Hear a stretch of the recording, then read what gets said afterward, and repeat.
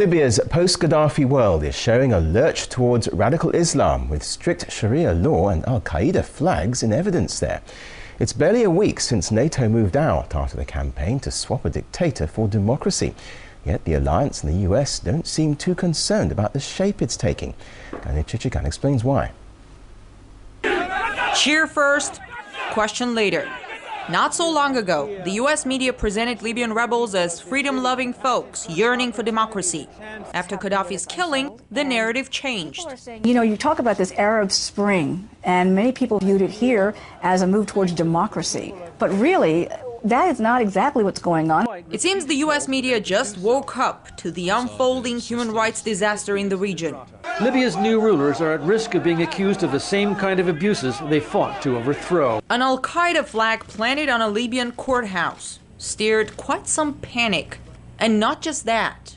You had the interim leader coming out and saying he hoped it would become an Islamic state, that polygamy was going to be legal again, consistent with Sharia law. Sharia law to include punishments such as cutting off the hands of thieves, beheading convicted murderers and rapists, stoning to death adulterers. Sharia law, which is about to be introduced in Libya, is considered to be for the most part incompatible with democratic values, especially when it comes to women's rights. But many experts believe that whatever the new Libyan government's domestic policies, it will not stop the US from making nice with them. Saudi Arabia, for instance, has the most extreme form of Sharia law.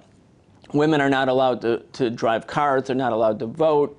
The crime for adultery for women is the death penalty in Saudi Arabia. And none of this seems to bother the powers that be in Washington. Why?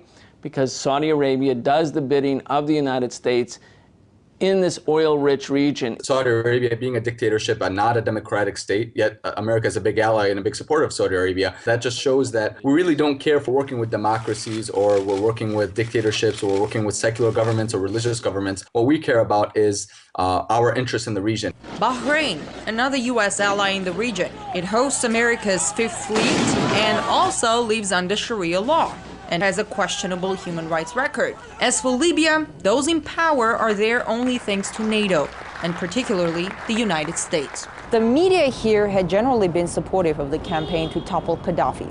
But now that he's gone, why the sudden concern about human rights in Libya? Maybe out of old habit, so well demonstrated in the run-up to the Iraq War, when the media cheered first, and then when it was too late, when the war was full on, started asking questions.